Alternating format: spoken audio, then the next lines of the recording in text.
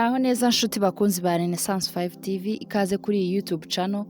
Niba warakunze ibyo tubagezaho wakanda like, kuba atarakora subscribe, mukande subscribe n'inzogera, mukurikira ibyo dutanga. Ntimwibagirwe kandi kuduha ibitekerezo byanyu kuko biradufasha.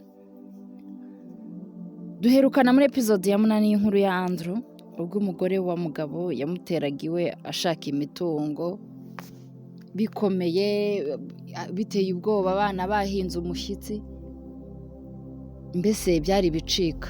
Reka dukomeze na episode ya 9.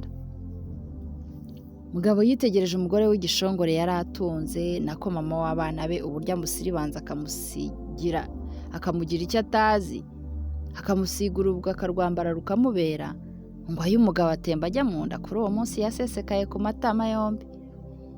Nk'umubyeyi yarihanganye arikomeza bya kigabo, yinjiye mu nzu abana bakimukubita amaso, bahinda babyiganira gusohoka. Mugabo ati muhumure bana wanjye, ndabizi mufite ikibazo cy'uko mama wanyu amaze kubabwira ko ntari umubyeyi wanyu, gusa mwere kwita ku byo mama wanyu avugiye aha. Ndi umubyeyi wanyu kandi niko bizahora. Nshuti imfura yanjye, nyumva, ngaho nimuce bugufi muhina akabero maze tuganire bana banjye.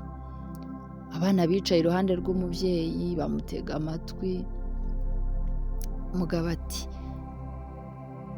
ubupfura ni ipfundo ry'ubuzima, kandi burya ubupfura buza buherekeje ubumuntu. Ntimuzagire umuntu n'umwe mugirana amakimbirane. Iyo bizabaho muzihutire kwiyunga. Nta kundi kwiyunga ni uguca bugufi ugasaba imbabazi. N'iyo uzasaba imbabazi ntuzihabwe, uzatahe wemye, kuko intambwe uzaba wateye ujya kwiyunga n'uwo washyamiranye nawe ifite ubusobanuro buhambaye mu buzima bwawe bwa buri munsi.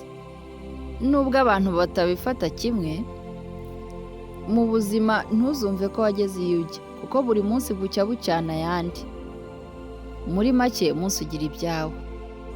Mu buzima buzubahe bana banjye, muzace bugufi, muzakunde umurimo, kandi byose bizaherekezwa n'isengesho, kuko isengesho niko kabando k'iminsi.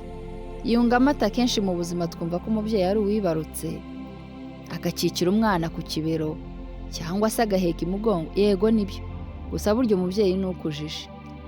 Ureza agakuza burya nawe ni umubyeyi. Kandi ndi umubyeyi wanyu igihe cyose nkiri kuri iyi si, maze muzambera abana beza, nanjye nzababera umubyeyi mwiza. Mu isengesho rya buri munsi mujye musengera mama wanyu, nanjye nzajya mbikora gutyo.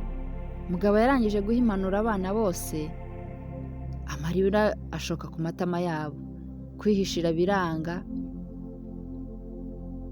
Bageze aho bahaguruka bagwa papa wabo mu nda, baturakoze kutwemera nk'umubyeyi, tuzakubera abana kandi tuzaguhesha ishema mu nama y'abagabo. Baramwenyuye bose, mu maso hongera gucya, maze udukuru tuba twinshi. Uwo mugoroba umugabo ntago yagiye gutanga sinyatire nk'abandi bose mu kabari. Yagumye muhira agira utwo ashyira ku murongo. Abana nabo batunganya amafunguro y'umugoroba. Umugabo yagiye kumva, yumva urusaku ruza ruturuka hanze. Yasohotse yiruka, akigera hanze akubitwa n'inkuba. Umva nawe ushobora kwibaza ngo byagenze gute. Reka tuzakomeze na episode ya 10.